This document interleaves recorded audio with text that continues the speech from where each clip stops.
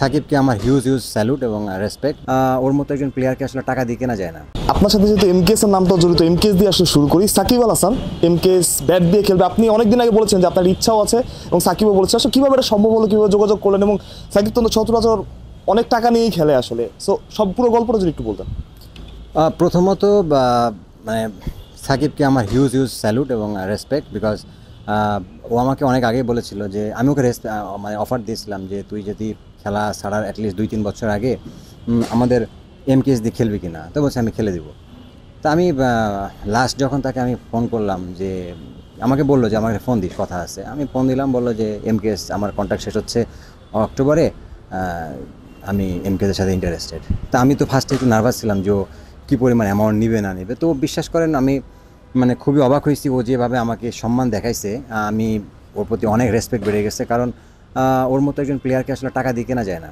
যে জিনিসটা হচ্ছে তাকে আমরা পেয়েছি, সে আমাদের ভালোবাসা এবং ওভারঅল সব কিছু আমাদেরকে সম্মানটা দেখিয়েছে। এই জন্য তার প্রতি আমরা কৃতজ্ঞ থাকবো। আই হোপ যে আমাদের এমকেএস থেকে ইনশাল্লাহ তাকে আমরা চেষ্টা করবো অবশ্যই খুশি করার। ভাই যেটা বলছিলেন আসলে সাকিব আল হাসান মানে বাংলাদেশ ক্রিকেটের সবচাইতে বড় নাম, এমকেএস এর সাথে পাওয়া ব্র্যান্ড হিসেবে এমকেএস বাংলার সবচাইতে বড় ব্র্যান্ড ব্যাটের এবং প্রথম ব্র্যান্ড, এটা কত বড় পাওয়া আপনাদের জন্য? তারপরেও আমার মনে হয় এটা আমাদের এমকেএসের সবথেকে বড় একটা মানে মাইল ফলক হবে। কারণ আমরা রোহিত শর্মাকে ব্যাট দিয়েছি, বিরাট কোহলিকে ব্যাট দিয়েছি, তারা আমাদের ব্র্যান্ড অ্যাম্বাসেডর না, তাদেরকে আমরা গিফট করেছি, তারা আমাদের ব্যাটের প্রশংসা করেছে।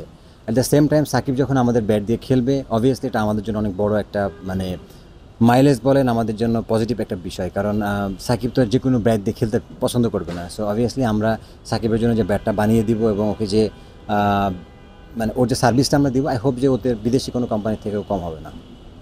যেটা বলছিলেন আসলে বিদেশি কোনো কোম্পানি থেকে কম হবে না। সাকিব আল হাসান বাংলাদেশে খেলবেন কিনা এটা আনসার্টেন, তবুও আপনার তো আশা আছে যে কখনো এমকেএস এর ব্যাট দিয়ে সাকিব বাংলাদেশের হয়ে নামবেন, এমন একটা আশা তো থাকতেই পারে।